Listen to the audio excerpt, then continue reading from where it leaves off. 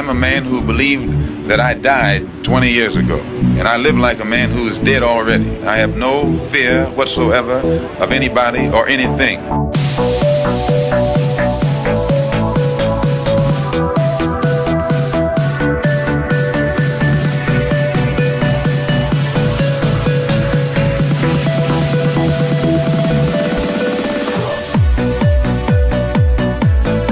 Webb. I am an investigative journalist, and in 1996 I wrote a series of stories entitled Dark Alliance, which was about CIA involvement in drug trafficking.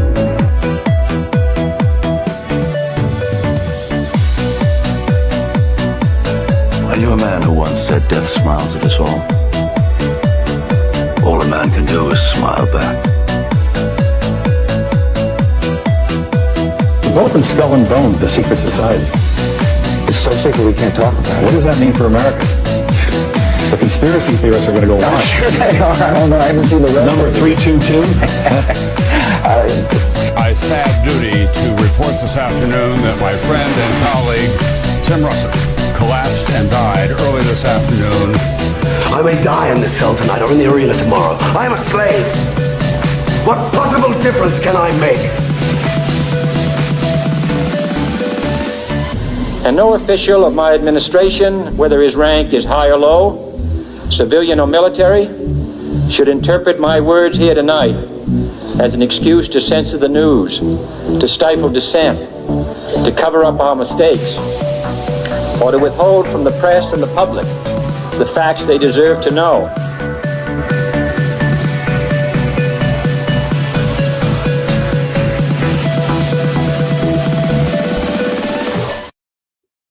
Hello, welcome back to another episode of Already Dead, your favorite weekly parapolitical call-in show. Today we are missing Austin. We are absent a co-host, but I do have Radix, Verum, or Christina to join me, and I'll have to get someone for next week because Austin will be out next week too. So I don't know if you guys have anyone in mind. You feel free to suggest them. I don't know. I'll figure someone out last minute. Worst case scenario, we'll bring in Jacob and we'll have him pull double duty, producer and guest. So we'll figure something out one way or another. But throw out guests. Yeah, I'm glad to have you with me, Christina. Man, I've been meaning to touch base with you for a while, anyways, with all the craziness going on in the world.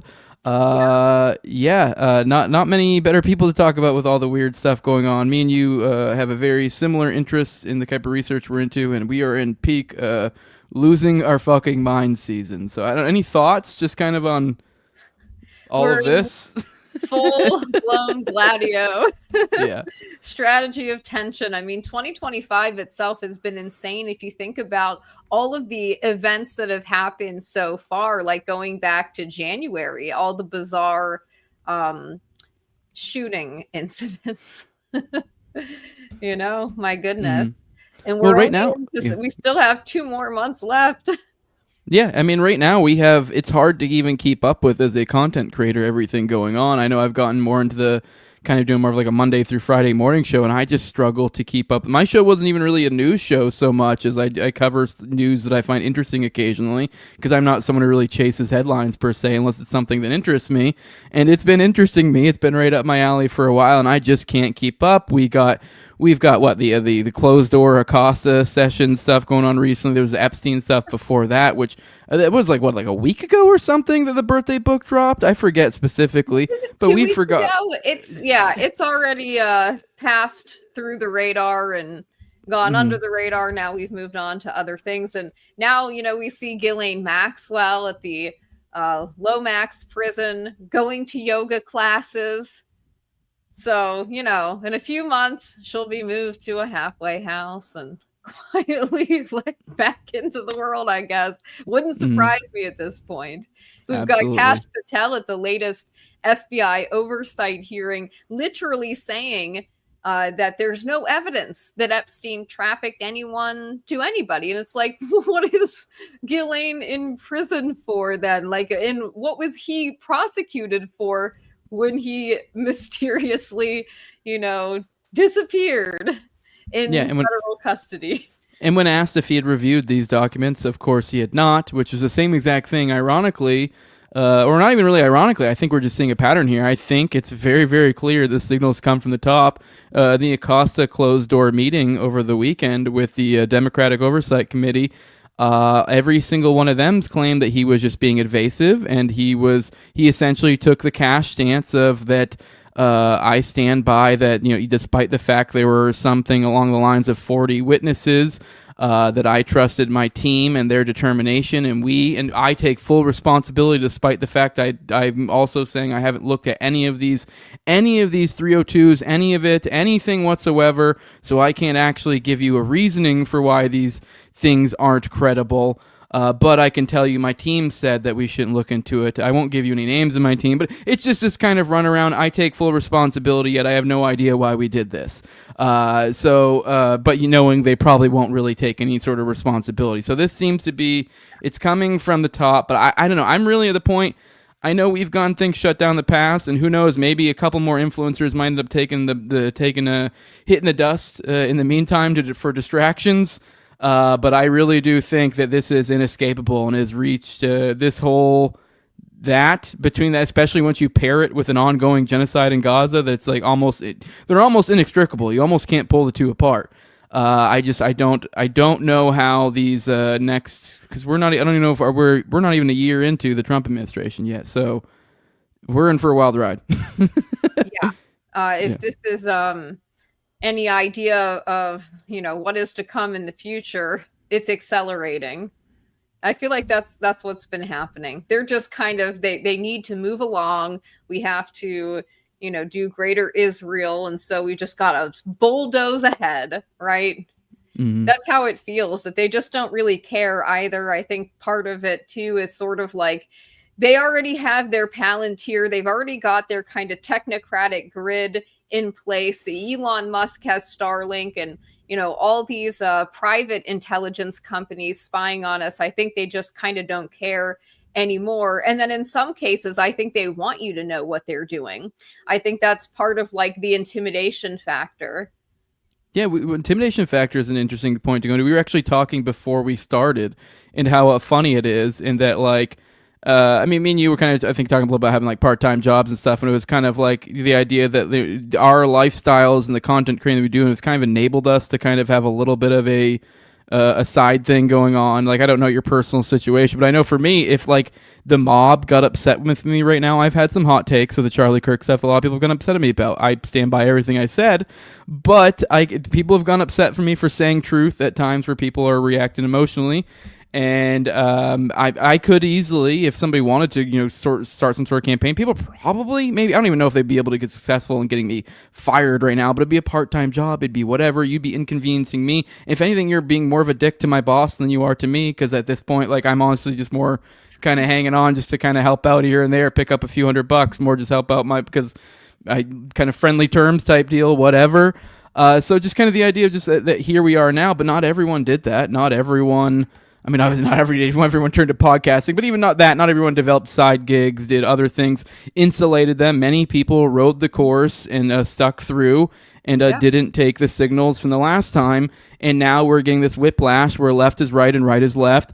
And now the righties are doing it. And like, so I don't know. It's just, I think I find it interesting, the whiplash, and just kind of, hate to say a toe-to-so, but a toe-to-so. Yeah, exactly. And I think too, look at the economy right now and the jobs market generally. I think there are a lot of people, especially content creators, who are in bad places because they relied on platforms like YouTube to be their primary source of income or whatever, which, is not a good idea. And so once that kind of drops off, or you're not constantly like churning stuff out, that is, you really can't like survive just doing that unless you're getting some kind of financial backing in some way. Like, I look at some of the conservative influencers out there, they're being bankrolled by, very wealthy people to say certain things. And now we're learning, about these influencer meetings that are happening in the Hamptons with billionaires like Bill Ackman, where, people are getting the talking points, and obviously in exchange for financial compensation. And then there is the degree to which Peter Thiel has infiltrated the media, which I think is kind of underreported and really kind of misunderstood, in the sense that he has infiltrated the left and the right media, and people kind of tend to see, certain spheres of the right, like, oh yeah, Peter Thiel's butt boy or whatever, and they don't realize, no, he actually has a bunch of other proxies as well. He has people on the left and on the right. So that is equally concerning. Yeah, on that influencer idea and kind of the somewhat the techie side of it, this is actually something I think I was talking about the morning show the other day. I was just recalling that I remember I had like a while back made some sort of I don't know, I was just kind of dunking on Josh Hammer, which I don't know if that name rings a bell to you. Oh, I know who he is. Yeah, he's the guy who debated Dave Smith. He's the editor of Newsweek. He's kind of been on every major platform aside from like Rogan that you really could think of. I mean, I've been on some large platforms too, but he's been on way larger. And I just remember a while back, I had looked at just kind of some of our metrics. Like once you've been in this game for a while, you get good at kind of like understanding metrics a little bit. And I remember I looked at, I was like, oh, he has a podcast. And I was like, I wonder what his metrics are. And so I just thought this was particularly interesting. I looked at him again. Like a while back, I'd use these as like a dunk just to fuck with him. But it's been a significant period of time, and he's been through multiple huge platforms, and his name been brought up in huge scandals like he is now with the Ackman thing. He's already like kind of someone who's put out his commentary, and here's my take on what happened because I was kind of in the fray, blah, blah. And despite all that, here is just an idea of where he's at. And I want to be very clear, this isn't a flex at all in the sense that I'm trying to say I'm big and great. If anything, I have a pretty small show. Just look at this right here, just an idea. Here's him. 80 reviews on Spotify. This is the editor of Newsweek. 4.1 stars, and I have the No Way Jose, just me, some dude making maybe like a couple K a month or so off this. He's probably getting six figures from Israel. Like, I'm not even kidding. He probably is. And I have a 4.7 stars with 129. So which I think is a pretty fair indicator of who has the larger audience. And he's been getting bankrolled by by probably Netanyahu to the tunes of I don't know how. Oh, to be fair, a cutout from like Ackman probably somehow. But yeah, he is completely an Israeli mouthpiece, and all it is some idiots who are good at noticing patterns and like to say no words online can just completely just like, old school Halo 1 roll up to him and like teabag him over and over and over again. Like this is where we're at. If I get determined to, I can on command damn near ratio him. And I'm not even a large count. And it's just you're able to read AstroTurf and you see, I don't know. I guess maybe there's a little bit. I'm torn sometimes in this tech game when I see stuff like this because it's so hollow.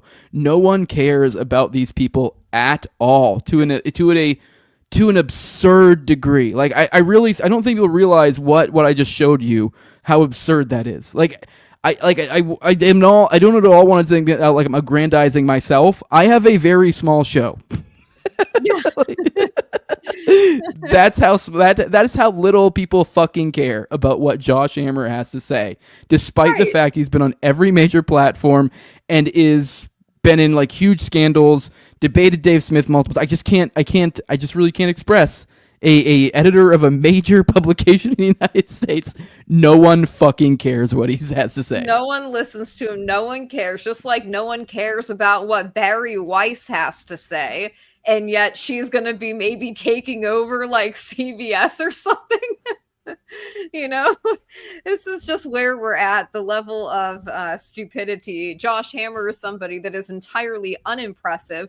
I don't know if you've seen some of the things he said recently. He went on with, what is her name? Dana Lash or something. Real quick, on that point, I almost mentioned it. I just did want to say, he's so uninteresting that I am, for research purposes, I almost should look into his take on the recent stuff. And I actually went to his podcast, and it was only like 20 minutes long. And I was like, I do not want to listen to Josh Hammer speak for 20 minutes, so I just don't care. And that's how bad. I just don't care what he has to say. But sorry, go on. Like, you know what? On second thought, it's not worth the time. He went on with this lady Dana, and he was howling about the great Care Bear conspiracy, as I like to refer to them as. But it just saying the craziest things. And then the allegation, of course, is that he was on the call with Shulman, one of the last phone calls, I believe, with Charlie Kirk, like a kind of group call, which he has not talked about, which I find strange. And of course, he is one of the one of the main people who's been coming out since the assassination to kind of like defend and gatekeep Charlie's reputation as like somebody who loves, the Zionists and loves the mafia state. And you're not allowed to question that. You're not allowed to talk about if maybe, he was starting to push back on these people or, obviously under pressure from them. You're not allowed to question that or you're crazy. And of course, he's one of these people who calls people woke right and is basically calling for purges of the Republican Party of essentially anybody that isn't Israel first. God, what was I going to say? Speaking of gatekeeping, I think that's an interesting topic given, I think, kind of the circles we swim in. And there's certain people that I could actually say that me and you probably likely have great amounts of respect for different reasons and different folks. There's been a few notable people that, people I think probably know who I'm talking about. A few different ones that kind of have taken a bizarre angle in all of this latest Kirk stuff. In this, many of these are these people who kind of taught us, many of us along the way, all the different reasons inside of why you should be suspicious of Israel, and you've kind of learned all these stats over time. And then we have certain people out there now that are just, wow, this is absurd and ridiculous that you would even have this idea. Like I did a little bit of joke on my one of my streams where I went to the Wikipedia page where it's like the list of Israeli assassinations, and I just kind of, and not even a slow scroll down, but like a fairly fast one, and like not super fast, like, but like a, and I kind of did the Jeopardy song while we waited for it to get to the bottom. And then after that, then I just kind of it was a long Jeopardy song. I had to like literally multiple verses. And then when I got to the bottom, I kind of made the point that it was like, hey, just kind of made the analogy. It's like if it went over to my friend's house and I was like, wow, this is a beautiful granite countertop. And it was like, where did you get this done? I think I'd love to get a granite countertop myself. And they went, guess. Like, the first thing I would do is probably go look online and see who the leader in the industry is. Like, that would be the move. They would make the short list. And so that's kind of, I understand the idea of, like, wait for evidence, but we are dealing with a very, very unique situation here, and there are only certain people that can fit this niche. I mean, we got CIA. Really, it is kind of intel agencies. I mean, this whole Troon story is just kind of almost laughable. It's ridiculous. So yeah, I don't just kind of thoughts. Like it's really just even I feel like maybe gatekeeping's the wrong way to put it. I honestly feel like there's a multiple forces going on at the same time. It's really hard to differentiate what it is. There is a genuine. I know everyone jokes how getting the call. There is. The more I think about it, the more I'm like, well, that's a genuine thing. If I was these people, I would actually be a little bit like, oh shit, like some of these people are like major figures that have made some big upsets and upset some big people, some big old stars. So yeah, I would be concerned. There's also, I think, maybe a concept of like kind of a vacuum has been created and kind of natural incentives. And maybe some of these people could be grifting to some extent, but just kind of falling in line. This like, oh, now we're the gatekeepers that fill this slot, that we're the kind of, you just kind of naturally trying to, now you're trying to, you have different incentives in place. I don't know if it's a naivete, because I think a lot of these people to some extent are a little bit normies too, because I think they've kind of sat themselves in this spot between like the us's and the respectable. So they've kind of had to toe this line of like, anytime something, when they're dealing, say with McMartin, like say the first time that first report comes out that they said cleared everything, they go, oh, like these type of people are like, oh, I'm done. I'm not even looking into this anymore. Whereas people like us would be like, then we find out later, oh, here's the other report that kind of vindicates all this. And you're like, okay, yeah, there are tunnels, this, that, and whereas these are the people that are like, oh, that's just, they, and I guess maybe it's a threshold of evidence, or maybe it's these certain people that, hang out more in black and white whereas we hang out in shades of gray. I'd be interested in your thoughts. I think there's a whole lot of different things going on, but I also think at the very least, I think the fact that people are upset about this is kind of a good thing for people like me and you, because I do think that kind of is ushering us into I don't know, kind of getting bigger audiences, I guess. It kind of is, people recognize some sort of artificial something going on or something they don't like at this level, and they're kind of reacting to it. Yeah, I mean, a couple things here. I think number one, a lot of people who become, sort of, that gain these bigger platforms and have a bigger following tend to be people who are, in some cases, like, look, you have to be kind of charismatic. You have to have a bit of like ego to you. So I think that, people have these personas that they inhibit online, and they cultivate a specific audience, or, they gain a following. And then in some ways, I think people feel like they have to cater to their audience or what their audience might want. I think there's a lot of opportunism as well, because let's be honest, a lot of people who are like somebody who's hosting a daily show on Rumble or something, the goal of that obviously is to build a bigger platform. It is to appeal to more people. So when, as sad and gross as it is to say, when a vacuum, comes in place and one asset that perhaps outlived their usefulness is removed, what I want to say here is that they already have other assets lying in wait, ready to be activated. And these do not have to be necessarily witting assets. I would also like to remind people of the fact that if you think the independent media is independent, that is 100% false. Look at the people out there like Curtis Yarvin, who are totally backed by people like Peter Thiel. And then they create networks, they create publications, they create outlets, things like Passages Press or whatever. And they start employing all these people. And there's kind of these layers of obfuscation of where the money is coming from. But I find it interesting, looking at some of the characters, right, who are saying weird things. Yeah, they had already penetrated the mainstream media as far back as probably forever, I want to say. The press has always been controlled to a degree because it relies on access to government officials and government sources. And so in many ways, the government can mislead people.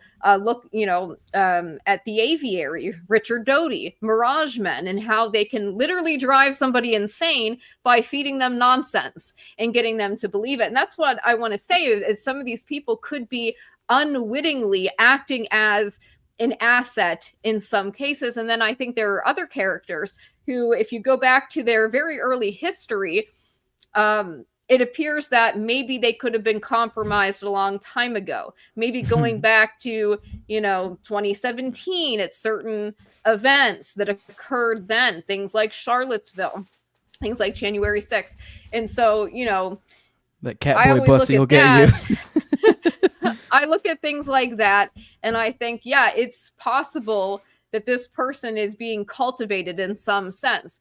And for him specifically, right? We hear all the time that he's the most banned person, and yet he was running around with Kanye West and Milo, a known federal operative, Ali Alexander, a known predator, child predator and operative, Karl Rove rent boy.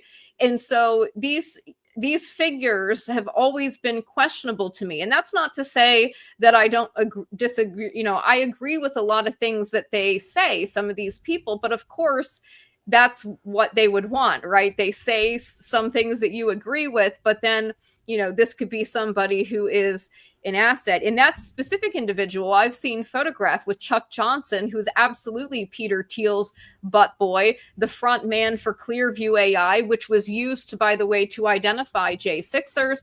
And Clearview AI is just a cutout for Peter Thiel. It was Chuck Johnson who actually made Peter Thiel, brought him into the FBI to become an informant with the code name of Genius. So this is the ecosystem that we're in. Okay, information is a like a military battle space. This is like mind war, it's psyops, it's information control, how information is released, the drip of certain people getting certain scoops or, information provided to them. And it all follows a pattern. Candace Owens, she's kind of being set up, in my opinion, as the person who is like asking the questions, but then she says some crazy stuff about ventilators and tunnels, and you're like, what are you talking about? Putting out the picture of Tyler Robinson and the Dairy Queen. Where and when is this picture from? There's no way for us to know. We do not know who gave it to her, but I find it interesting. Somebody's clearly giving her information. And I look at her history, right? Where does Candace Owens come from? Well, she comes from an Israeli talent agency called Explore Talent. The same one, by the way, where Lauren Boebert comes from, Scott Pressler comes from. And these are all, they're all controlled assets. And this is how it is. And then she was leftist for a while. She created that doxing site. And then she was basically working for the Zionists. She was a TPUSA, one of these, like, traveling to Israel, putting out the talking points. And so I look at her, who she married to, right? This guy, the British guy that has millions of dollars, and his father is like tied in with the British elites. It's very, very interesting. And then of course she's doing these ad reads, and it's like, your family has money. The weird Bridget Macron thing. I mean, that's so, even if it is a questionable male or female, why does anybody care? Like, what is the value of this? What does anyone care about? Like, why does this matter ultimately? Like, you're not really doing anything to oppose the systems that are in place that control us. And I mean, if she does have a dick, that's a pretty big deal. I mean, that is pretty fucking revolutionary. If you're like, they've just been having a dude for decades, just flaunting about in your face. I think it's funny that she had to submit photographic evidence that she is a woman. I don't know what that means. Like, I know all the jokes of funny. Like, fucked up rims and stuff. It's just one of the funniest things that you're like, in a legal suit, I have to legally prove that I'm a woman. Gotta show it's dong. So bizarre. And then there's other figures too. Ian Carroll, I think he, is another one that I question a lot too about, is this person an asset? And it's, you start to develop. That narrative was ready to go. That narrative was ready to go. Everyone, ridiculous and absurd. This is absurd. This is absurd. And it was like, oh, Ian Carroll. I was like, yeah, one guy said some retarded shit. And everyone was like, that was retarded. Right. Well, what they do is they shitcoat things, right? Yeah. They'll put out, and they'll cultivate these people who 80% of what they say you agree with, and then they do these weird things to discredit regular people looking into these things, or they do the straw man, right? They construct a straw man argument, like Nick Fuentes was literally posting in Telegram that Jackson Hinkle and the American Communist Party in Russia were like behind the Charlie Kirk thing, with zero evidence, of course, just because he doesn't like these people, and that's how he is. He doesn't like Candace, so he's beefing with her. But I think it's very strange the way that they straw man the idea that Israel, it's crazy to think that they're involved, blah, blah, blah, blah, blah. Why precisely would that be? They at no point talk about the actual things that matter. They'll bring up easily disprove things, or they'll demand that you provide hard evidence when there's nothing that has been provided really, except what were obviously a fed fan fiction chat log. There's no pictures of Tyler Robinson with a rifle. There's nothing, as far as I can tell, that Man of Steel that ties him to this. The magic bullet, the Man of Steel. Christina, I have to ask you. I know I'm a comic book nerd. And, like, there is part of me that does believe in things like Revelation of the Method. And with all the stuff with this, it has been something that's been fucking with my head a lot.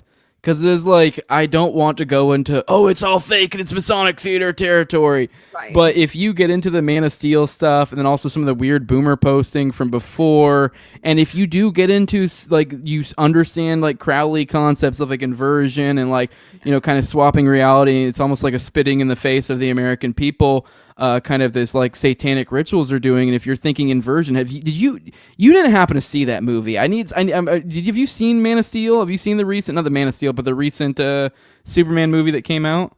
No. Okay, well I have to. I mean, I think I've mentioned it, but it literally is the current situation. Like the whole plot is, there's evil country. It's basically 100% analogy for Israel. It's straight up a parallel of Israel, and they're getting ready to murder like essentially a occupied population. They're getting ready to like completely genocide them, obviously. And there's Lex Luthor, this like billionaire tech guy who is kind of working with them to provide them weapons and stuff. And he's also, the whole deal is to take half the, like he takes a part of the land, which if you know the Trump deal and all the stuff with breaking up the Gaza land, that's even more like what the hell. And then we have this thing, and like literally the end of that movie is like Superman, like literally like, as everything's getting ready to go, the world, like all these poor people getting ready to get murdered, he comes in and saves the day, you know, kind of Superman style. Oh boy! And it's like literally, and it really was a great movie. I thought it like really kind of those feelings of Superman, truth, just, American way, hopefulness. But if you do have a sinister outlook of that, and if you pair that with this, think about inversion. And like kind of what is the opposite of that? It's kind of like all of this is going on, and literally a complete, your influencers that you think might have been turning or dying, we're moving forward with a plan. It is kind of, if you are looking at this from like a satanic ritual type, Crowley type working thing, you're like, what the hell are we looking at? The day after September 11th, they're getting ready to, right as Tucker's getting ready to go back, it is dropping a 9/11 thing, and so it's like getting ready to come back up. It's like, no, we'll muddy the water with another deep event so you're not as like stuck to that because you're caught up in another frenzy. So I mean, I'll be honest, I kind of spin myself with the Tucker Candaces. I mean, whether I buy the fights, because it is like, say with the 9/11 thing, like I just mentioned, Tucker was getting ready to drop that, and then this happened. So it's like, that would have been, I think, a big deal had there been like, you know, a mum news cycle, basically. So, yeah. No, exactly. And the thing to understand, too, is the fact that if they have fully penetrated the mainstream media, they absolutely have done so with the alternative and independent media as well, 100%. Witting or unwitting, you know, certain people are propped up to be like that opposition. It's like kayfabe, right, in wrestling, where you've got one person that is like the tough guy, and then you've got your other person who will like, you know, take the fall or whatever. And they set up these kind of like fake things. I see a lot of that. But also it's not beyond the realm of possibility that some of these people who were, you know, kind of acting as these gatekeepers, these mouthpieces, maybe got tired of doing that because they see regular people like us able to come on and say what we want. And I think that that was something Charlie Kirk himself was experiencing because he was doing debating. He was being continuously confronted by people. And I think it probably got to the point where, I mean, I don't know if you've seen it, these clips of this rabbi in Israel who was giving him literally said he was giving him Masbara talking points, and he said, like, he didn't even know what he was saying. He didn't want, I'm paraphrasing, but he didn't even want to be saying that.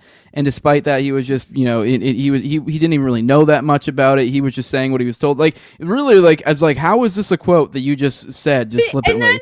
And then these other people who their whole thing is criticizing Israel are like, oh no, nothing to see here. While it's literally in your face. While Yossi Cohen, the former head of the Mossad, is getting on TV as after Netanyahu's doing his I Didn't Do It tour, and he's going, Mossad doesn't do stuff like this.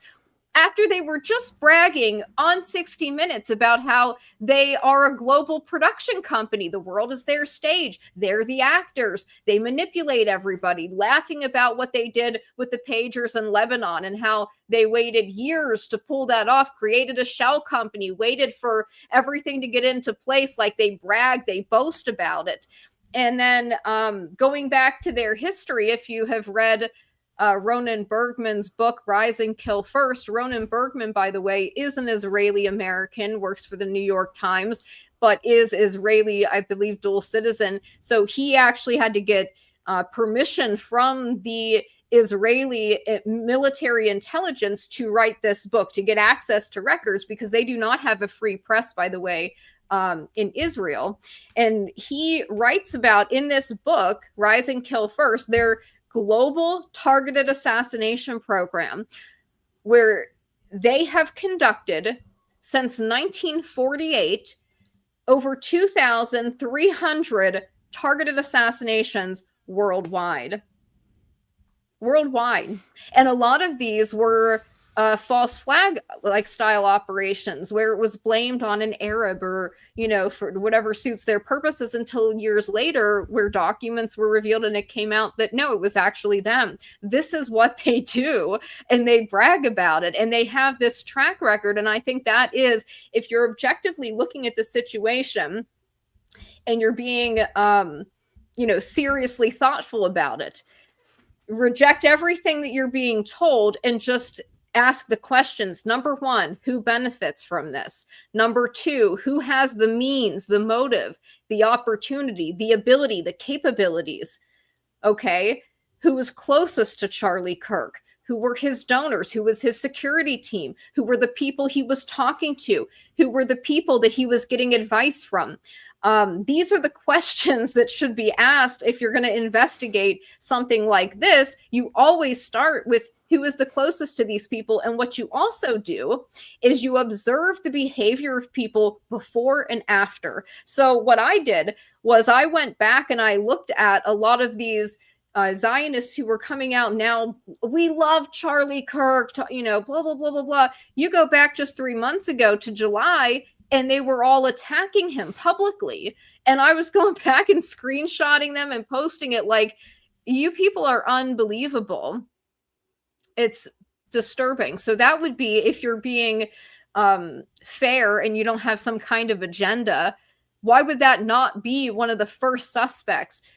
The fact that Netanyahu has made like how many videos at this point denying his involvement, how he, within 27 minutes or something, he's making a tweet about what happened. The Jerusalem Post is the first to report on Charlie's passing. Well, who gave them that information, and why the Jerusalem Post? Isn't that strange? The Chabad plane leaving, turning off its transponder.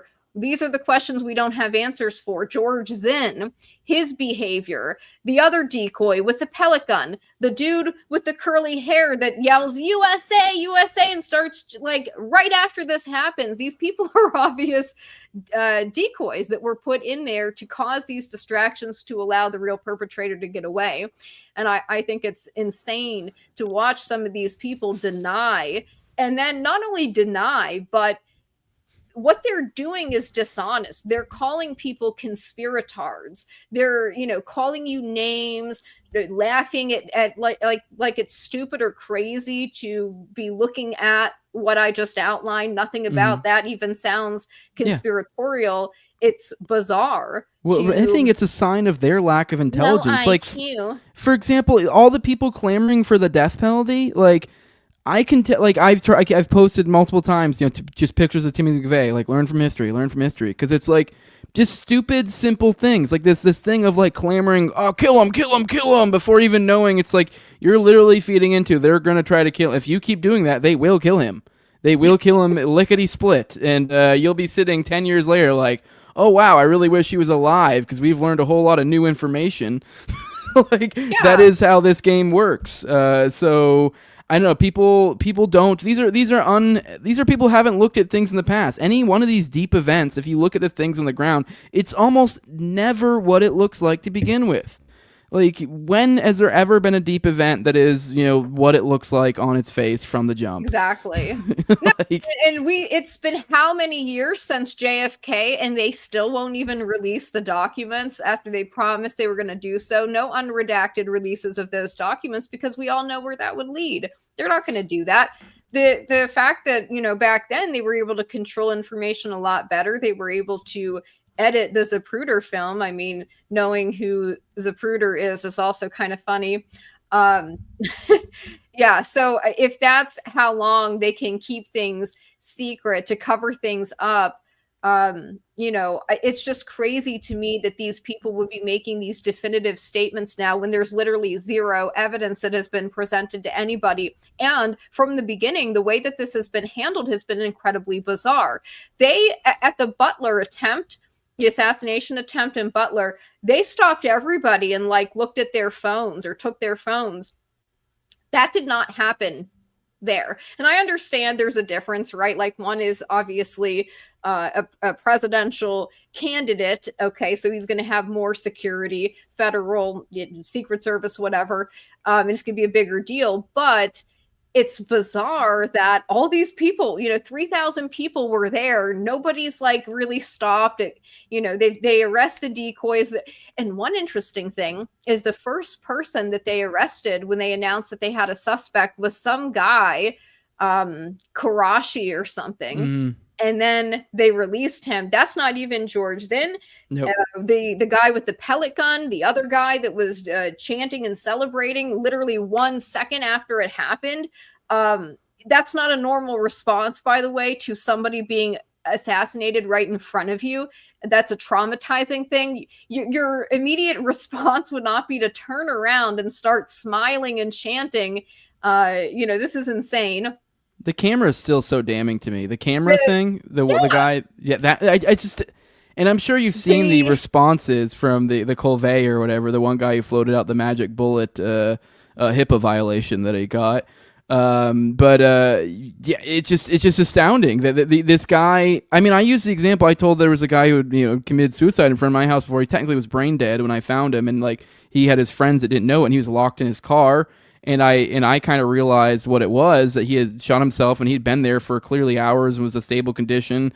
And I told him, hey, you guys can do what you want, but I wouldn't touch this. I would call the cops. He clearly shot himself in the head. He clearly has some sort of head wound. I don't know. I'm not really a medical guy. I wouldn't recommend moving him, but because they didn't know. They knew I'd been in the military at the time. I think you know some medical stuff.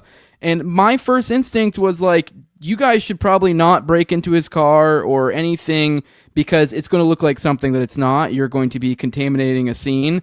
Whereas right now, he's stable. There's nothing you can do to help his condition. You should just call the cops and step back, because and the idea that someone would have this idea that I'm worried people are going to come and steal. I want to know who the hell the black kid was that was supposedly stealing hats. Because because now that I think about it, what the fuck? If you're pulling the camera, and then your excuse is, there's some black kids. I actually never even looked at the video of the supposed kid stealing hats, but what a bizarre thing to do. And then if you think of it from a narrative perspective, it's now that gives you this silly, flimsy precedent of somebody stole some shit, so I was worried they were going to steal SD cards. As if if you're someone's doing chimping out behavior of stealing shit, I don't think they're going to be oh, let me go take this SD or take down a camera from this crazy crime scene. So it's just a bizarre, and just these things that people take for granted, some of these, and then people build off of that narrative, like the guy who took the hat, or even that one thing that floated out immediately, that one thing of Charlie Kirk was shot, and within minutes, I swear we already saw the one guy of the video on the thing, and it wasn't until just I think Candace supposedly thinks she found him now. I don't know, obviously. I don't trust her. I'll wait till she says who it is and more comes out. But that whole thing's fishy, even trying to get down to the bottom of whoever had that. I remember thinking multiple times, that's weird how this floated out so quickly. And even then from you get super schizo and you're you think about the other times recently, or particularly the Trump assassination attempt, where you're well, there was somebody on the top. It is was that a seeding out? Oh, you've already been trained. There's already this Pavlovian response. Yep. Look at the roofs. And now, okay, cool. Now we direct you over here. Meanwhile, it's over there. I don't know. It is kind of, there's so much going on. It is impossible. And yet then we have people, it's clearly a leftist. Let's move on. What will it take for you to accept this? I don't know. The insanity coming from these people, it's sad, it's shameful, it's embarrassing. I don't understand why you wouldn't want to get to the truth, and why these people who, by the way, routinely criticize the government and the feds, now all of a sudden we don't question the feds. They don't lie. They tell us the truth while they're up there saying, Governor Cox, I prayed for 33 hours, chuckles, Kash Patel. And in 33 hours, less than 36 hours, 33 to be precise. You're just going, what the hell This is this? like what, Super Troopers, the Meow game? It's the insanity of like the things that was coming out of Kash Patel talking about how, we have a note where he indicated that he did it, but the note was destroyed, but we have forensic evidence of what the note said, and they have a picture of it. So, okay. And then the transcript was, what did they say the word was? The transcript was reconstructed. They're like, oh my God. So no explanation of what that means. why are we leaving a note under a keyboard if we're just going to admit it, in the text messages to the trans lover boyfriend, in a Discord chat, allegedly? None of this makes sense, where he's talking about, I hope to get away with this and keep this secret until old life, my love. It's just outrageous. Okay, so then in every single element, by the way, of like what the FBI needs to tie him to connect him to in court, he mentions the gun. He mentions his grandfather gave it to him. He talks about, remember when I was engraving bullets? Well, wait a second. I thought this roommate lover didn't know anything about this, but he saw you engraving bullets. The best part is all the coverage. I'm sure you've done it too, because I've been listening to so much coverage from all different sources and stuff. Is the coverage of people that go, wow, this is some damning information. And you're like, yeah, sure. Okay, yeah, it is. Don't you think it might be a little too damning? No, it's damning, just not in the way that you think it is. It's damning as in this is an FBI fan fiction, where they're literally talking like cops, you know. Did you do it? You didn't do it, did you? Like a cop would say. It's just wild to me. And then this weird... Sorry, I didn't mean to, but on that point, I do think there's been so much journalistic integrity that's gone complete shit and through this, and people have jumped from thing to the other. Like even the furry thing, like obviously I don't know the origin of this shit, or I never hunted it down, but I know one of the articles that came out that supposedly he had been on some furry websites, and there was some weird, the way it was worded, it made you think that there was some sort of pedophile something or other. So I actually looked into it, and it was some fucking journalist from like Daily Mail, and then you go there and you're like, then you look to go trying to find the source of the claim, then it's just a podcast that he went on, this journalist, and so it's like you don't even get to see his actual. There's so many that these claims are just like, I did some research and I'm a journalist here, so take my word for it, and so many people take that and just run with it, and it's been frankly absurd. So like so much, as you said, an information war, and just the idea of like it's impossible to even get a grasp of what's real and what's not. Like we everyone's already taking it for granted. This guy is into furries and all sorts of stuff, and like, where's his digital footprint? Yeah. Where is it, right? Oh, Crafton, which I think is funny, 24/7 as his handle, allegedly. Crafting, like a crafter. Just the Masonic angle of that, I think, is kind of funny. Although I don't put much stock into it. It's just one, schizosynchronicity or whatever that I note. But even that, okay, they said he was radicalized online. There's no evidence for this. There is nothing of them posting any leftist stuff. In fact, Lancelot Twiggs, the so-called trans lover boyfriend, where's the evidence that this individual is trans? Because I looked at the videos, that's a man with a man's voice. It doesn't look like he's even trying to be a woman. It's bizarre. And then look at some of the things that he was posting about on Reddit. He was on this landlord forum where he was talking about being a landlord, and his family that owns the apartment complex that he was living at with Robinson. He had other roommates prior to that, which is interesting. And what did he do for a living?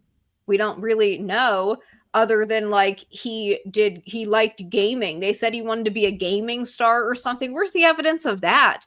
He had 10 videos on TikTok, and they were not anything impressive or like what you would expect to see from somebody who is trying to be a professional or like grow a platform. It's just really weird. Very bizarre stuff. And then of course there is that Mormon LDS intelligence nexus, and the fact that we know from what I have been able to gather, Lance Twiggs' father, Tyler Twiggs, was he was a missionary back in, I think it was 92 or 97. He was in Colombia. So, okay, that's interesting. The grandfather, Jerry Twiggs, is like a pediatric doctor. There's some weird hospital connections that I will get into in my next video that I'm going to put out on this. It's all very strange, though. So I tend to think when they do these events that they actually have multiple potential patsies. And I think that their first patsy fell through for whatever reason. They announced that they had the guy and then they let him go. Oh, no, not the right one. This one will work better or whatever. And it's so strange too that like he even says in the chat logs, the FBI fan fiction, that he spent a week planning for this, just a week. I'm sorry, but no, this was a professional hit, in my opinion. And I don't believe the story that we're being told about where the shot came from, what kind of round it was, the fact that there's no exit wound in the Man of Steel thing. The fact, too, how interesting that in Utah, autopsies are private. So we're not going to get that information. And the information that we got about the Man of Steel thing comes from like a surgeon, not from the coroner, which I find interesting also. And like, oh, it was just under his skin. What? Yeah. This like, no, that is bizarre. That one line was weird. I took that as like to give a benefit of the doubt, like he didn't mean literally right on it, because that makes no fucking sense. Right. Like, like, I was like maybe just misstating or just kind of like the under the skin, I don't understand. Like that would be embedded in it. Like even if it somehow did with a claim they made, it would probably be like stuck in the bone, or I don't know. It wouldn't be just like under the. I don't know. Like they make it sound like you're like almost could just pop it out. Like, oh, there it is. Right. It's strange. Yeah. And then of course, you have a lot of people online rushing out with information that's unverified.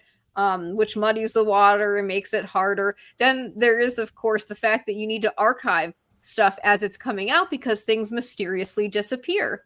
That's the other thing that I've noticed with this, all these recent mass shootings and events like this, how quickly the digital footprint is completely gone. If you remember just a few years ago, it would take them a few hours to take down all of the accounts across all platforms, so that it gave us time to kind of find them, to archive them, to get evidence about, at least their digital footprint. Now it's like I believe they now have the technology, and it's probably part of the Palantir, these databases that are tracking people across multiple platforms in one platform where they can just take you out across everything and totally erase your digital footprint. It is concerning to me. And I think that, we are seeing the fully operationalized MK Ultra, PTK, Patsy, glow up. But in my opinion, I still look at this and I think the only suspects in my mind, the only people who had the motive, the people who were in the months preceding this attacking Charlie Kirk publicly, where he literally himself, you don't have to rely on anything Tucker is saying, anything Candace is saying. He himself went on to Megyn Kelly's program and he said, like, he seemed scared. And he was talking about the vicious attacks he was getting from these people privately and the things that they were saying. And you could tell he was upset about it, because I've never really seen him go off like that, where he was like holding up his phone saying, they're calling me this, that, and the other. And it seemed like, he kind of ended that by saying, oh, they were saying, come back to us or whatever. And he was like, well, I am an American. Like, I don't represent your country. It's like, oh, really? But you took the money. Unfortunately, that's something that also has to be acknowledged, that look at the foundations of Turning Point USA, first of all. Yep. Who was Charlie Kirk's mentor, right?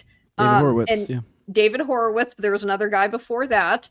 I forget his name, that gentleman. He was at the memorial service, but you look at how this organization was set up. You aren't talking about Shillman, the most recent guy. No, You're not talking about him, Shillman. right? Okay, yeah. It's like Michael Berkman or something. There's another guy.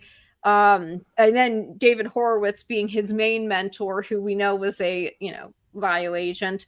But yeah, so that is from the beginning, Turning Point was not an organic thing. It had that big backing, and it was essentially used by GOP, by neocons to kind of reach the younger people and try to get them into the kind of neocon talking points. And Charlie Kirk was notorious for, being the pro-Israel guy.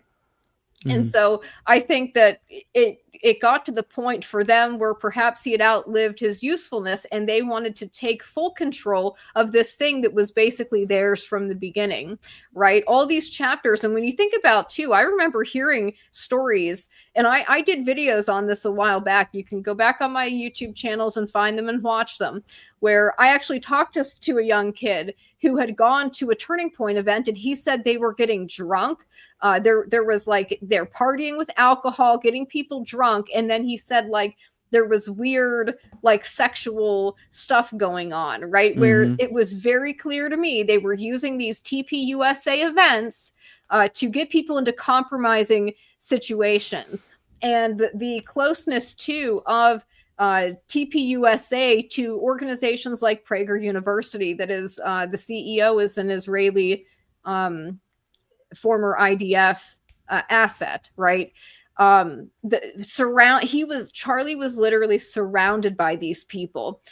Who else is any other suspect besides these people who literally were handling? It appears that they were handling him from the time he was 18 years old. And I feel the only other suspect would be the CIA, but it would only be because, by extension, because they're upset that he might have been rocking the boat on that relationship.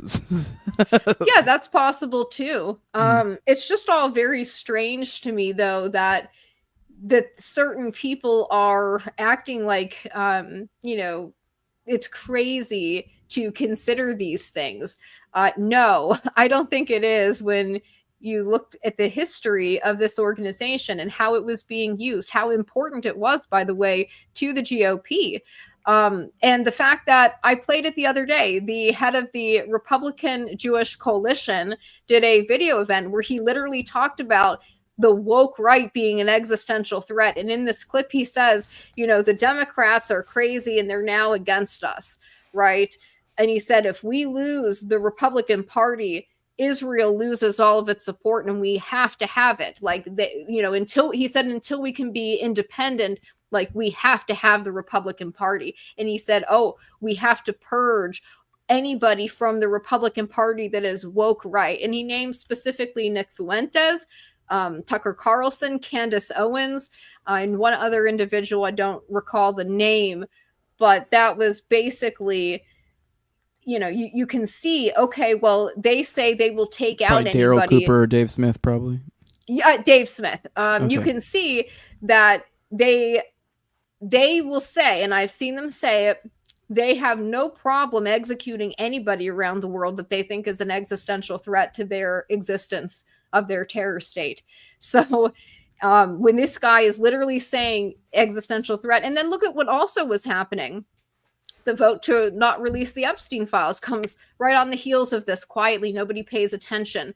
We've got all of these state officials, government officials or representatives going to Israel for this 50 states, one Israel event. You've got Mike Huckabee saying Israel's like his wife and all this crazy stuff. It's like, it's just so in your face, so blatant, so disturbing, so dark, so bizarre, so captured. I don't even know what else to say about it. It's so disturbing. So you got to get a boogeyman. All right. Well, we're probably at the perfect time, I think, to transition over to our call-in portion. We do have a nice little intermission put together by our lovely producer. So go grab some snacks, go take a leak, do good at whatever you got to do. We'll be back in a few minutes. We'll take some calls, And yeah, looking forward to hearing what you guys have to say. I want to bring up that number so I can announce it real quick. See if we can find it. 1-833-722-DEAD. Or that's 3323 if you don't speak in number words. So go check that out. Give us a call if you have any questions, or if you're not a poor, you can give me or Austin money and you can pop in as a video call. We'll be sure to have some of those join us in a minute. Go ahead and roll that beautiful bean footage, Jacob. We'll see you all in a few minutes. Fucking dance in the background. I'm sitting here like, you know what? Good. You didn't fucking harsh my mellow for a second. Like, fucking, I mean, it did, obviously, like the past week. I mean, obviously, I know I got a little bit of flack for my take, but I still was like a little bit like, holy shit, I've been keeping my pistol on my side for the past week. I don't know. Maybe I'm being a little bit, but it's just, I don't know when the coordinated all the beepers are going to blow up. Like, I don't know. So it's just being safe. But yeah, I mean, but anyways, it didn't drop the beat for Already Dead at least, and so I'm glad about that. I felt like it would have been weird had it been like the day of or the following day, and we had that like and then I come in this weird, upbeat mood. You're like, guys, Charlie Kirk just died, and you're like,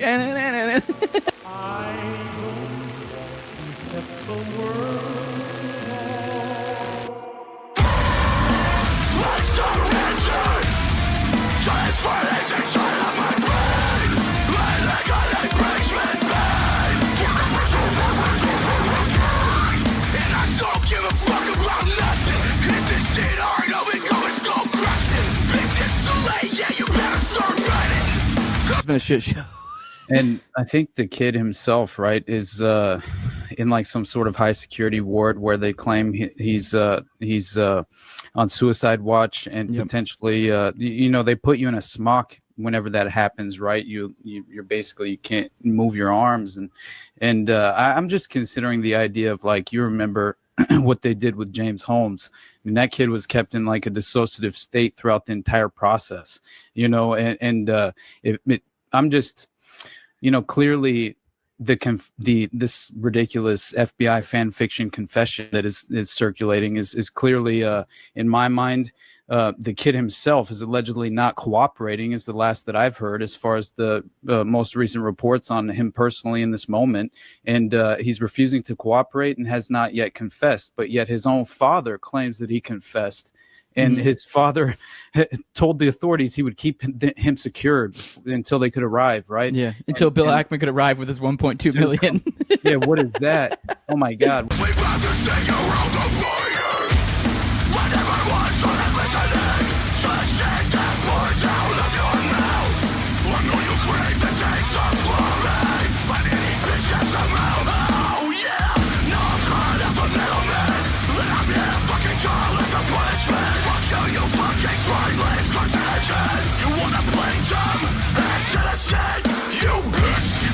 You got me fucked up.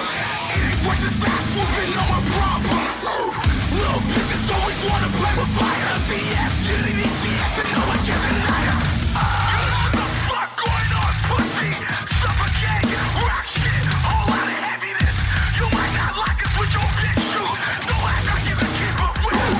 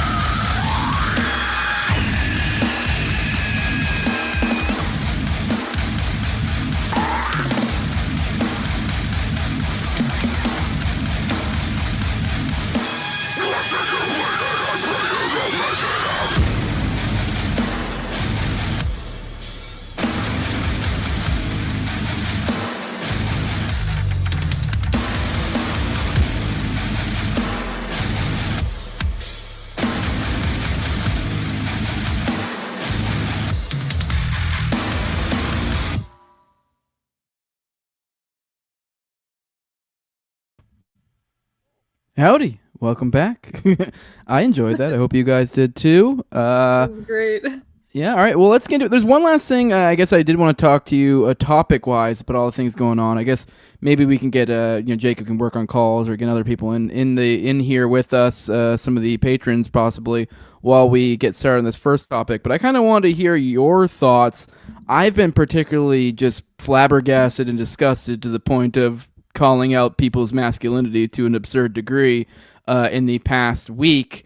Just astounded by the complete 180, the complete, disregard for one's own, self-respect, masculinity, yada, yada, yada. Just, where are you at? Are you blown away by the swift? I know everyone's, trying to be like, well, it's not cancel campaign. It's not woke. It's not this, but it's like, it kind of quacks like a duck, looks like a duck. It's kind of, I right off the bat when they first started making this one account, to collecting all the names.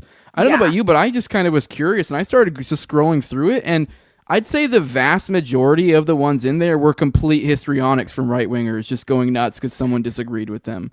And for the most part, there was not many of those that I was like looking at objectively was like, oh, that's them, advocating for violence. And even then, the times when they were advocating for violence, it was usually some harmless, dumb broad. And even then, it was like, just kind of clearly she just hadn't really thought it through, or maybe there's another way to interpret it. It wasn't like we must kill Charlie Kirk. Like, it wasn't, It wasn't what people were making it out to be. And I don't know. It's been just gross. Just really, really, really gross. And I get the idea of like, a lot of these people, especially the Kimmel situation, these are your enemies or whatever. And so you're like, well, fuck them. But it's kind of like, the weird thing is though, the fuck them also always comes from this, like, it'll be like someone's doing this freak out, say, but for example, at Kimmel, and you're like, okay, but what did he do? And then you see what he said, and you're like, well, he did that. And they're like, yeah, well, fuck him. And it's like, it's always this secondary thing. You know what I mean? It's never like it's never the actual yeah. So it's like, you're just,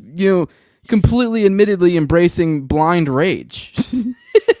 Like, that's all that it is. Like, honestly, I think that this is embarrassing behavior from people who were wailing about, losing their fucking Teesprings and PayPal not that long ago and their own deplatformings.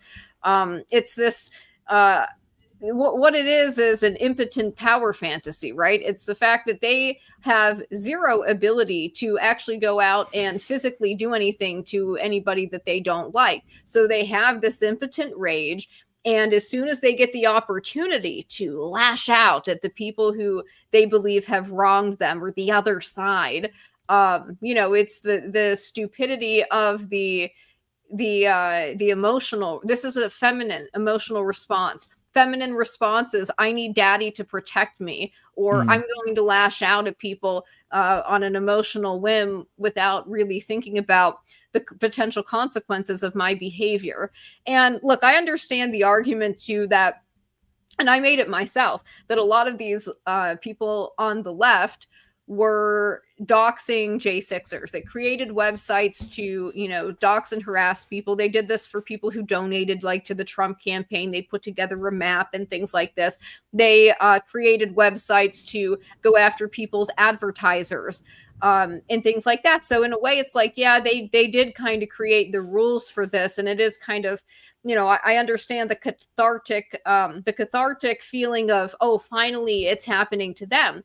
But I think that, number one, that website was obviously set up by a scammer that was trying to solicit like crypto donations for it. But number two, when I saw that, the first thing I was thinking of is, this is a federal agent creating a database, like under the, trying to get public support for putting together a database of people who were essentially, in most cases, saying insensitive things about it. And so the other disturbing aspect of this too is how they're trying to kind of make it like, oh, you can't criticize Charlie Kirk now that he's passed away, or he is they're literally calling him a saint and a martyr. And they used his memorial service to essentially hold a political rally where the president announced that he was going to have a cure for autism or an answer to autism, and was talking about tariffs. And I'm just like,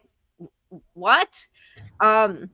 It was weird, and it had a very pageanty mega church feel to it, which I think is unbecoming of a memorial service, and that's probably because I'm an Orthodox Christian, and we wouldn't behave. It felt weird.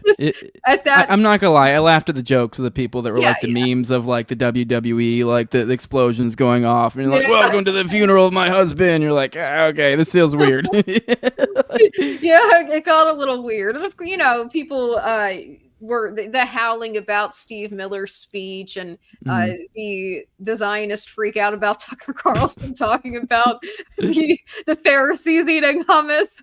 That was funny. But then I also look at it and I think, part of me looks at this and I think there is an aspect, like an element to this, that they want us to know they did it, or they at least want us to think that the Zionists did it, while at the same time acting like they don't.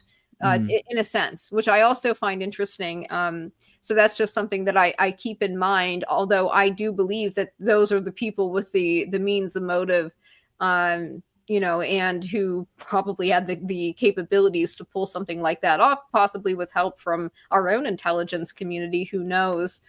But yeah, I thought that was very, very interesting, watching these people essentially morph into the left of, from 2017.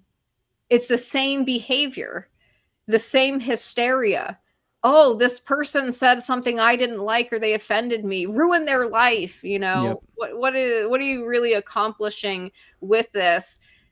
The thing is that's so gross about it is it destroys yourself. It's just stupid.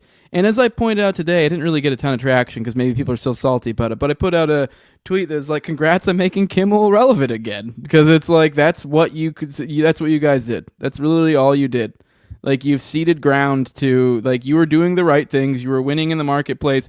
No one gave a shit about Jimmy Kimmel anymore. No one. Exactly. Like, if anything, I'm annoyed that people are talking about Jimmy Kimmel. Like, and you're like, and it's all these people like, oh, this is how they win. Like, what? Like, what have you accomplished? Your like impotent flailing has done nothing but make them seem cool, make them seem relevant again, make them seem heroic. You like, yeah, and it plays into their false victim narrative, their pseudo oppression. They're constantly being oppressed, which was always bullshit. And now it kind of gives some legitimacy to their false victim narrative, which I find also to be very interesting. It seems, like I said, like there's roles being played here, right? Which I find concerning. And I want to be clear that both parties are obviously in on this game. They work together. And I see the same thing happening on the left that I see happens with the right too, where they present somebody as like an outsider that will speak to, some of the issues that you care about and pretend to be like a working class normal person. Right now, Mamdani is one of them. The other girl, Kat Abdullah, however you say her name, she's another one, where they kind of prop up these left-wing grassroots. Oh, we're going to push back a little on Israel. That was sort of like what the Squad was when the Justice Democrats put them up in 2018 and presented AOC as like, oh, she's going to be, the outsider of the Democrat Party, and she's going to go after some of these libs. None of that happened. She has voted every time to continue to fund the war machine while she cries about it on TikTok. These people are jokes, and this is essentially how both parties work. They present these fake candidates, fake influencers. We found out how many of these leftists were getting paid with dark money or whatever. That's happening on the right too, with the Teal influence networks, and not just him. People like Shulman, for example, and others. Bill Ackman, people who are funding people on the right. So the whole thing, just to me, I look at these people and I don't trust any of them. That doesn't mean I'll agree with some of the things they say. I'm just suspicious of anybody kind of in the media sphere that has risen to a certain level. Mm-hmm. All right. Your mom, what's up, dude? You've been sitting there patiently for a while. What'd it do? Hey guys. Hey Christina. Good to see you on the only show that I contribute to and love. Nice. Just very briefly, since you're touching on a lot of stuff that I want to talk about, the Council for National Policy is a conservative organization that was involved in the Franklin credit scandal and all the other bullshit, Boys Town. And Jose, when you have Nick on, it'd be really good to share this little piece of information. Charlie Kirk was a member of the Council for National Policy. So that's crazy. And this thing about his wife being involved in a Romanian charity mission in or ministry in Romania called Romanian Angels. I looked into it a little bit, and the site that they were in is actually a port city. Port cities are notorious for child trafficking. There's really no information on the ClearNet or whatever regarding what was going on, but there's tons of articles about Romanian child trafficking. And one of the articles I found was related to the Romanian government like acquitting a bunch of child trafficking rings. So you can kind of, read through the lines there.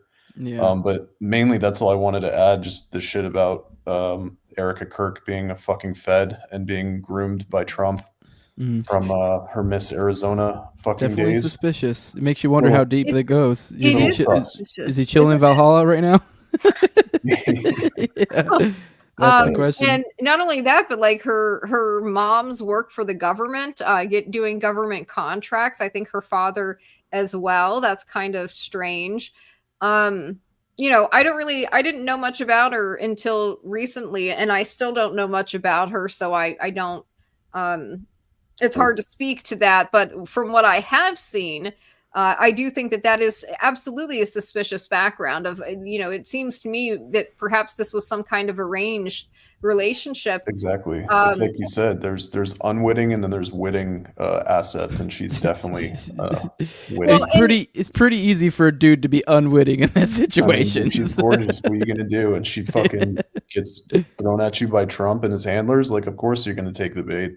Yeah, she seems cool. She seems got a good head on her shoulders. So the fact too that Charlie Kirk's father designed Trump Tower, there's that long-standing connection there. And yeah, it does sort of feel like these individuals are perhaps handled. And she could potentially be an unwitting asset. I don't know. She could be a witting one. It's just all very strange. Without no disrespect, but I just try to think about as a mother, like if I saw the father of my children, my husband, assassinated in that brutal, horrific way, like that would be so traumatizing. I don't think I'd be able to pull myself up together to do a speech to the nation. You wouldn't pose by his casket. Or the video with the casket, and people were saying, that was creepy. That's not weird. She's letting people say bye, and the fact that happened so quickly too, like, okay. So at that point, they already was like within 48 hours, wasn't it? Right?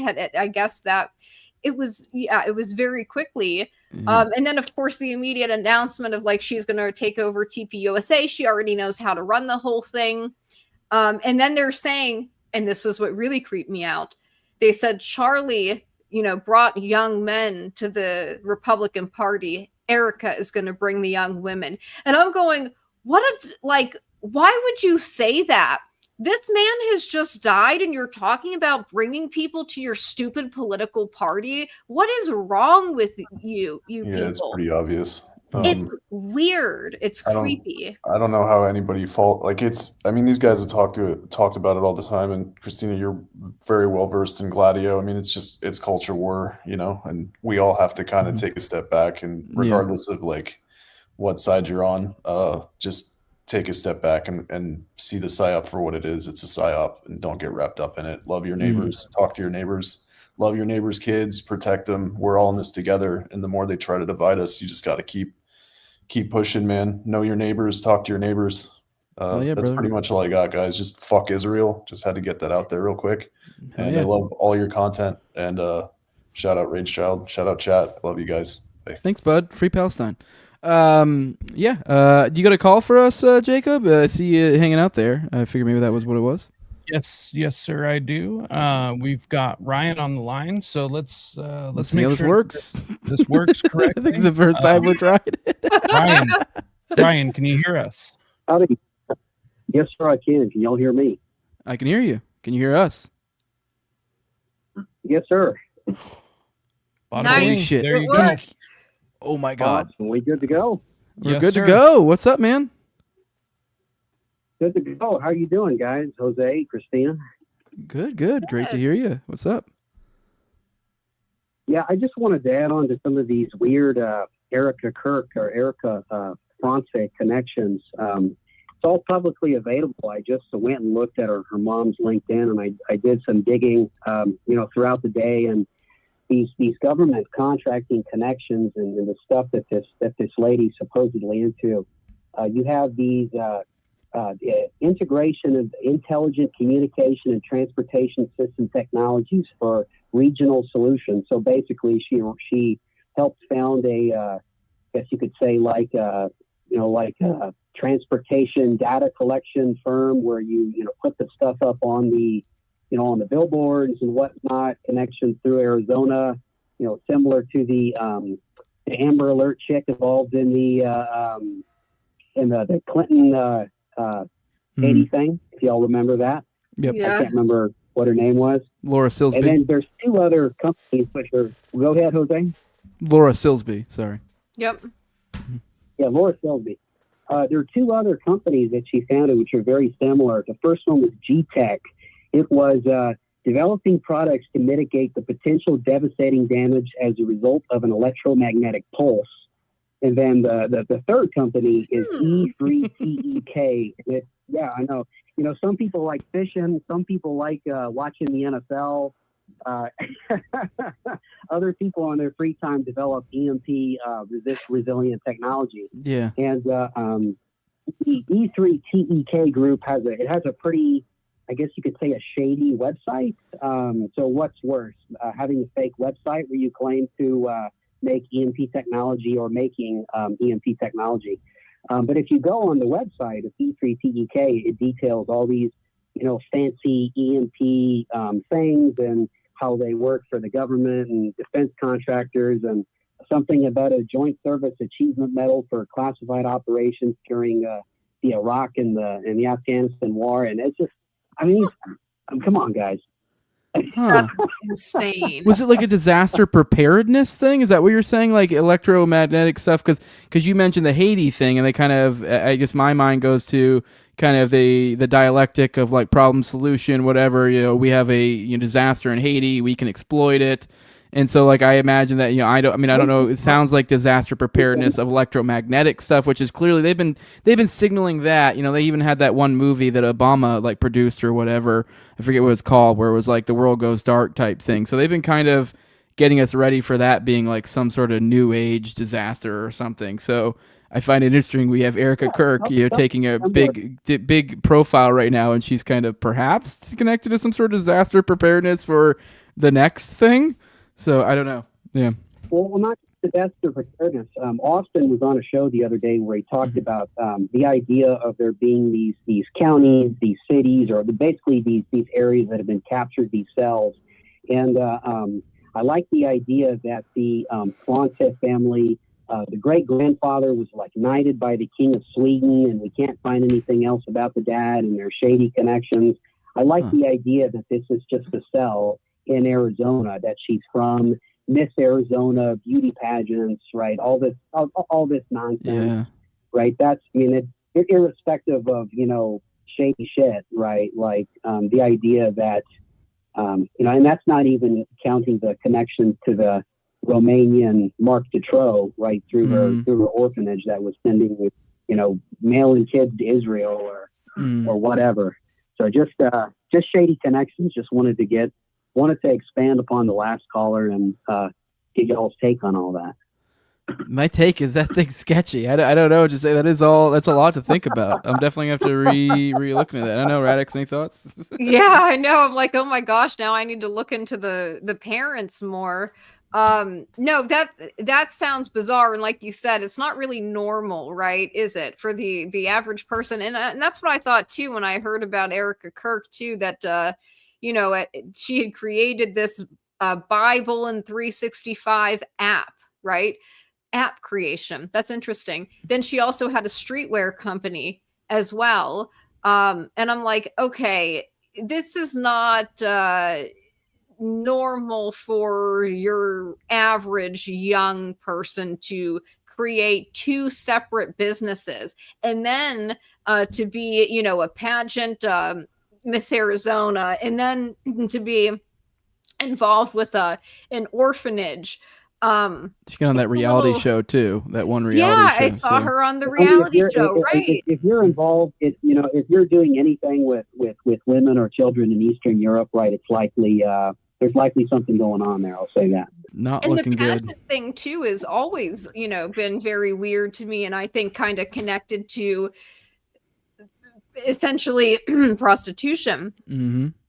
She's the thing that kind of pushed me a little bit away from that, although it then raises another eyebrow, is that I always thought she probably was like a pageant girl. That was apparently she didn't get into the pageants until Miss America, but then even then now that sounds more like one of those glowy type family connected things, like how you hear things like, for example, Kevin Spacey's mom got the lottery or whatever at one point in time, and she literally even said that it was from a fairy godmother from the past gave it to her, and there are so many of these weird things that are clearly some sort of scams like that. So you're like, this feels like one of those ones like dropped into your lap, like here you go, like yeah. Yeah, well, she was also a casting director for the pageants, not just participating in them. And I think also giving speeches or something. She did something with public speaking or speeches.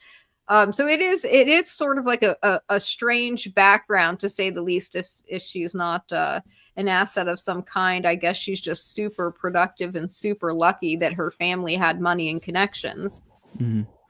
Well, all right. Thanks for joining us, caller. We'll probably move on to the next one. But thanks for calling. You're our first. Thank you, Jose. Thank you, Jose. Thank you, Christina. Thank you. Thank you. You were our first. That's so cool. All right. Wow, that was fun. I like the call-in vibe. It seems a lot cooler. All right, cool. And then if you want to bring in some more people, Jacob. But that gives us a lot to think about. That's something. That's something. I mean, it does definitely feel like kind of fell into her lap type thing. I don't know what to make of all that. It is a lot. I mean, and then you pair it too with Trump and his whole look of the year stuff. I don't know if you've done what I've done recently and kind of.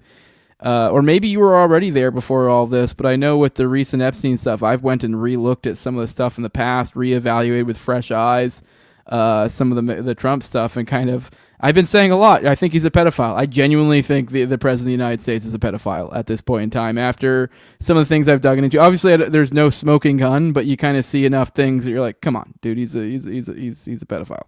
But I mean, the John Casablancas was just the guy that his daughter, when she was 14 years old, he allowed to do modeling.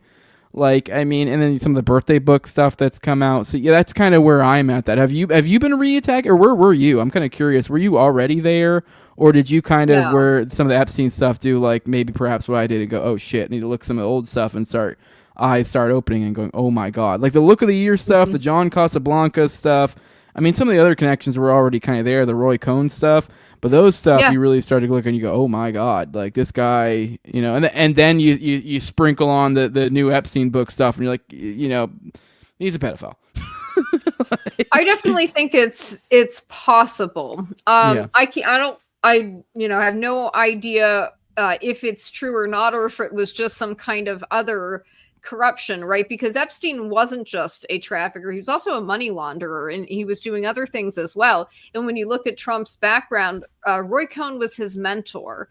Roy Cohn was involved in child sex rings, but also one of his main specialties was blackmailing people, right? It was infiltrating, setting people up. So that's interesting. Roy Cohn himself being a child predator, and he was mentoring a young Trump and Roger Stone, which I find very interesting. Roger Stone has his own bizarre sexual deviancy. Mm-hmm. Nixon And cult. exactly, not just that, but like the weird ads he was putting out looking for people to bang his wife and like this the swinger stuff. So there's that, and then too, look at the financial aspect of the casinos, right? Who is involved in that? Organized crime, right? So that has always been like something that stood out to me. His father, in his connection to the Jewish community, has always been something that was interesting to me. So I kind of was looking at it more of like, is he some kind of number one, but a federal asset himself? I don't know. Or involved in essentially organized crime. That's what it looks like to me. There's that New York, Moscow, Tel Aviv triangle of the Russian Jewish mafia. It's always the Italians that get smeared with that, but the real people running it, of course, is the Russian and Israeli for the most part. The Sicilians with 3 parentheses around it. Looks like we have another call. I think this will be the last one, and I would like to get to bed, so I think this will we'll end it on this one. But go ahead, Jacob. All right, Theodore, are you there? You're live. Try that again. We lost you a little bit there. Yes, sir. Oh, there you are. What's up, caller? We can hear you. Yeah, so the video that they sent out, James Lee, with the guy jumping off the roof, apparently we should be able to have seen where they took the shot from, but they never put that out there. Yep. Yeah. Yep. Good call. Yeah. There's also people that interesting. Yeah. Mm-hmm. Yeah, it makes no sense. Why? I mean, I don't know. Maybe there's some FBI reason that they give us later, but it makes no sense to me. Why wouldn't we just get the? We only saw him running. Like, it clearly had to. It was a decision to start that video at some point in time. I mean, it doesn't make sense that the video would start then. So yeah, it's kind of question everything. Why are we only getting that? So yeah, I mean, there's also people who have theorized it's AI. I don't know about all that, but huh? I'm sorry.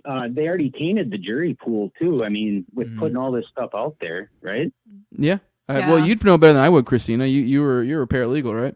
Yeah, I think that's absolutely what they've done, and it's to the point too where it is probably impossible for this guy to get a fair trial.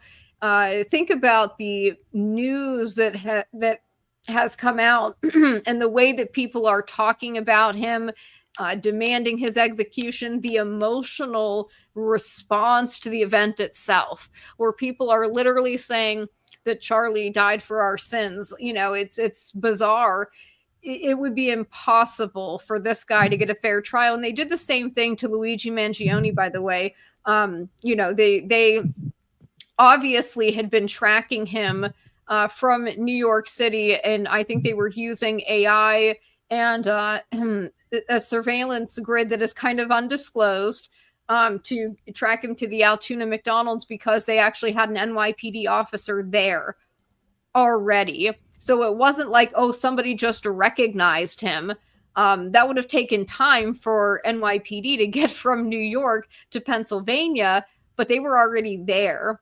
And I would suggest looking into Jessica Tisch, but they did this big perp walk of him with the Mayor Adams behind him and all these they had him come out of a freaking helicopter with all these feds behind him, like a full SWAT team. Insane visuals. Yeah, exactly. And, then the leaking of information to the media, documentaries coming out before there's even been a trial. It's just crazy with investigators giving information to HBO that his defense team didn't even have, how they violated his rights. They did an illegal search and seizure. They illegally detained him. They didn't read him his rights until 7 minutes into the illegal search and seizure. They violated his HIPAA by obtaining his medical records under false pretenses. The fact that they already threw out the terrorism charges. They knocked it down from murder 1 to murder 2. And I wonder if the same thing is going to happen with Tyler Robinson, just because of the fact that, like, there was that crime scene was not properly secured. Nope. And they have already lied. So much information that has, initially came out turned out to be false. And then they were saying too that they were proven innocent nowadays. Sorry, say that again, caller. Oh, I'm sorry. You're guilty until proven innocent. I don't know when this changed, but I mean, I think it's been that way for a long time. Mm-hmm.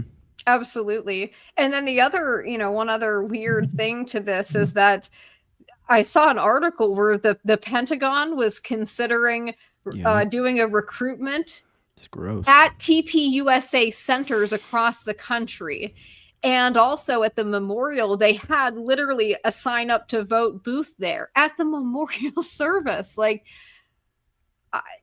it's the whole thing is Shameless. just, yeah. All right, thank you, caller, for joining us. I think we're going to go ahead and bring the call to the show to the end. Do you have any last final thoughts before we let you go? Otherwise, we love you, brother. Thanks for calling in. Did you see that video for recruitment on the ICE video with Pokemon? That was Yeah, I played that for the outro today. It was like, while I am like, that feels kind of gross because those are people with families and stuff. We're like, it's also hilarious. I can't help it. Not funny. Yeah. Thank you. Yeah, well, I appreciate you joining us. We're going to go ahead and bring it to an end. Thanks, everyone, for joining us today. Christina, where can people find you at? You can find me on Twitter at NotRadix, NOTRADIX, and you can find me on YouTube at Radix Verum. Awesome. For those who want to support what I'm doing over here, leave a like, share, subscribe, comment, leave a 5-star review on iTunes or Spotify. You can follow me on Twitter at TowerGangJose as well. All those things are steps that can that help the show grow without chipping in any money whatsoever. But if you do want to help the show in the best way you can, give me money over at patreon.com/NoWayJose2020. The lowest level is $2. I give you guys access to early episodes there. I usually do about 1 to 2 a week behind the paywall. I usually keep about 4 or so behind the paywall at any given time. For example, I got Nick Bryan coming on tomorrow morning. Or not tomorrow morning, tomorrow night for the paywalled episode. So that if you're poor, you're going to have to wait a couple weeks. But if you are poor, I will let you know I do have Ken coming on tomorrow morning, so you can join me for the morning stream. And then I also have Kyle Anzalone joining me on Thursday. So I do have plenty of guests for the poors. But if you do want to chip in a buck and get a little something early, help a brother out over there. You also get access to the ad-free RSS feed. You get access to Telegram, and you also get access to the pre-show and the post-show, and access to the video calls on this show, Already Dead. Also, I give a big shout-out to my sponsors who are my highest level on Patreon, and I give them a big shout-out for everything they do in supporting the show. My previous co-hosts on Tower Gang, at Tower Gang Toad, also at Brigades, as the OVRCK, at _Vizil, Tim Tuttle, at John Cleeple, Will Bills, Delicious Blueberry Rabbit Eye Wine, big fan of the show, Tormay, at Wayne Taculus, the Catcher in the Rye, and Mark Vestibule. And with that, guys, we're going to get out of here. We'll catch you guys next week. Keep in mind, I need a guest for next week since Austin's out, so find me a guest. Tag people. Do whatever. Hey, this guy, that guy. Everyone, go bother Kurt Metzger. I fucking want him on the show. But thanks for joining us, Christina. Make it happen. Everyone tag him. Make his life hell. All right. Love you all. We'll see you guys next week. Catch me in the morning show. Tomorrow morning at 11 a.m. I'll have Ken Silva with me talking about all the craziness in the Routh case. And with that, we're out of here. But yeah, it's nuts. Bye-bye.